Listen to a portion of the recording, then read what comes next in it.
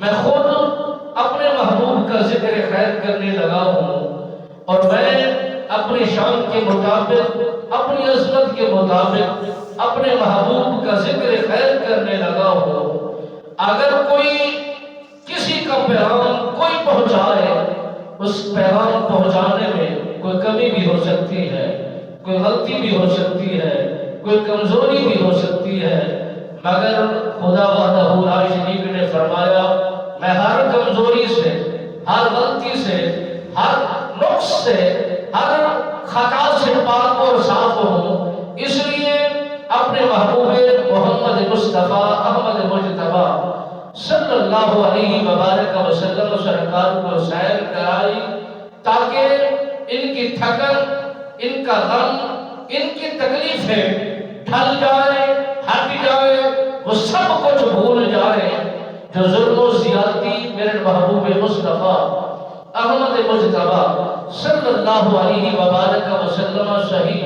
اور لوگوں نے تکلیفیں پہنچائی، آپ نے برداشت کیا اور برداشت کر کے دکھایا، تو رسول اکرم نور مجسم رحمت دو عالم صلی اللہ علیہ وبارک وسلم سرکار کو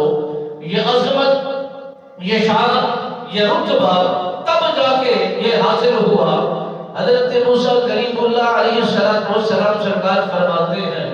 میں نے خدا کے ساتھ کلام کرنے کا شرف پایا اور کلام کیا، اس کلام کے اندر مجھے اتنا مٹھاس لگا،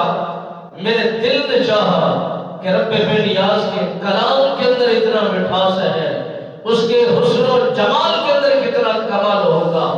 اور جن کی گفتگو کے اندر اتنی برکت ہے، اتنا مٹھاس ہے، اتنی چاشنی ہے، اتنی لگن ہے، اور ہر بندہ جو بھی اس چیز کو چاہنے کی کوشش کرے اور پالے اور اسے بے قراری محسوس ہوتی ہے۔ میں کریم ہو کر